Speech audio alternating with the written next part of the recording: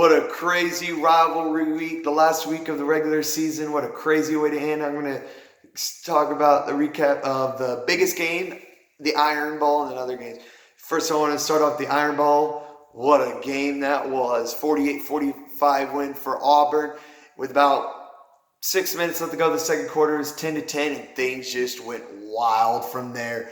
You had a pick six for Auburn to make it 17-10. Man, Auburn's feeling it. Woo-hoo. And then kicks at kick six, runs it all the way back, kickoff return, touchdown. Bam, tied it up, momentum gone. Then a fumble for Auburn, and Alabama recovered it. And then 2 plays later, touchdown. Alabama 24-17, and then with a couple of minutes left, Auburn had some big plays, 3 big plays, amazing catches by Seth Williams and Hastings, and I can't pronounce his last name, Canella or something like that, to tie it up 24-24 with about a minute left. You're thinking, ooh, well, halftime, at least they gained some momentum. And then, boom, Jalen Waddle, another big touchdown, make it 31-24. And then with 1 second remaining, a lot of controversy about that 1 second. Auburn kicks the field goal, make it 31-27. It was berserk. 38 points in the last 6 minutes of the first half. What a crazy game that was. Then 2 minutes remaining. Alabama kickers do what Alabama kickers do. They missed a field goal, 30-yard off the upright, doink. And then 4th and 4, Auburn was about to punt, and then they get the first down by a penalty, 12 men on the field. Now, what does this mean for Alabama? Alabama is done. Alabama is done. Gus Malzahn, you're safe. You are safe from being in the hot seat. Everyone needs to get off his back. He's 3-4 against Alabama. If they win the bowl game, that'll be his third 10-win season in 7 years.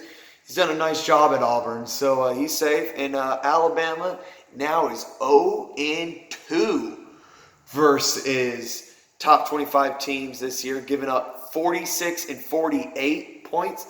And also the last top 25 team they played last year was against Clemson and gave up 44. So defense for Alabama against tough teams in the last 3 times kind of struggled. So other big news in the SEC, LSU wins, so they already won the West. They're undefeated. Good for them, 15-7.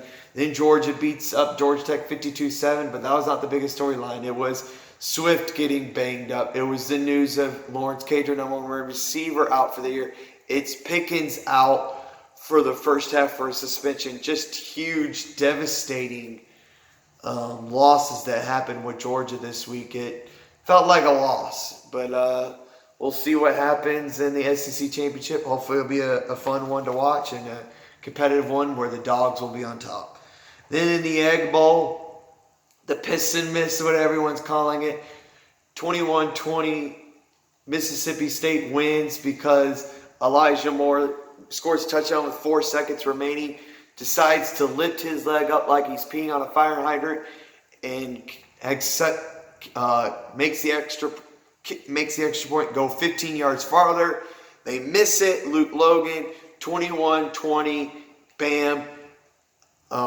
Mississippi State is going to a bowl game, so Joe Moorhead is safe from his job. And then Coach Luke, not Luke, for Ole Miss. I don't know, man. Is he safe from his job? Is he not? 4-8? I don't know. That's definitely not a good look for Ole Miss. Then you had Barry Odom finishing 6-6 at Missouri, so he's gone. Very disappointing season. Had a very favorable schedule, and they couldn't do anything with it. And so 6-6. He's 25-25 in 4 years. So they don't like 500 ball clubs at Missouri, so he's gone. And then congratulations to Kentucky and Tennessee. Both finishing 7-5 with a lot of adversity, with bad starts and hanging in there. I just want to give hats off to Bowden for Kentucky running the football, and hats off to Tennessee finishing strong. Enough of the SEC. I want to go in the ACC. Virginia, first time beating Virginia Tech to go to the ACC championship. First time since 2003 they beat Virginia Tech. So hats off for them winning 39-30. And then in the Big Ten, the game, Ohio State versus Michigan. And, well, same old, same old. Ohio State crushes Michigan 56-27. Nothing really you can say about that. You know, Michigan is Jim Harbaugh's 0-5 against Ohio State, so that's not good for them. Then Wisconsin whoops up on Minnesota. Really sad about that. Row the boat. PJ Flick, Ski-U-Ma. I was a big fan of Minnesota. Shout out to Justice Hayes, former Roswell Hornet, the high school that I went to, former basketball teammate of mine in middle school. Great man, goes to Minnesota, and just great season by Minnesota to finish 10-2, but and didn't beat your rival, so that kind of stinks. So now it's Ohio State and Wisconsin rematch in the Big Ten championship. Then in the Big 12, you have Baylor that crushes Kansas 61-6 to keep their playoff hopes alive, especially with Alabama losing. That helps. And then Oklahoma crushes Oklahoma State 34-16 to also keep their playoff hopes alive. So it is Oklahoma and Baylor, two 11-1 teams in the Big 12 championship going after it. That should be a fun one, a chance for them to go to the playoffs. Then in the Pac-12, Utah crushes Colorado 45-15, which keeps their playoff hopes alive 11-1, and they will play 10-2 Oregon in the Pac-12 championship. And with Utah winning, that means USC didn't win the division, which means that Clay Helton went 8-4, not winning the division. I don't know if that's good enough. I've heard reports that he's gone. I've heard reports that it's not final, so I am not going to say that he is or isn't gone. I wouldn't be surprised either way. I thought he's done a good job at USC, but definitely not a great job. And, well, USC wants you to do a great job to keep your job. So that was an interesting story. In the Apple Cup, Washington beats up Washington State for the 7th year in a row, which is not a good look for Mike Leach. Some Washington State fans, everyone loves Mike Leach. Washington State fans love him, but you got to beat your rival. And a bunch of other teams like Florida State, Missouri, and Arkansas would love to have Mike Leach as their head coach. But I also want to get your opinions. You have Mike Leach, who has done a great job at Washington State. No one can deny that, but is 1-7 against their main rival. And so should the hot seat be on him? Mike Gundy, who has done a great job at Oklahoma State. No one can deny that. But again, against the main rival, he's 2-13. That's not good. When do the hot seat get onto him?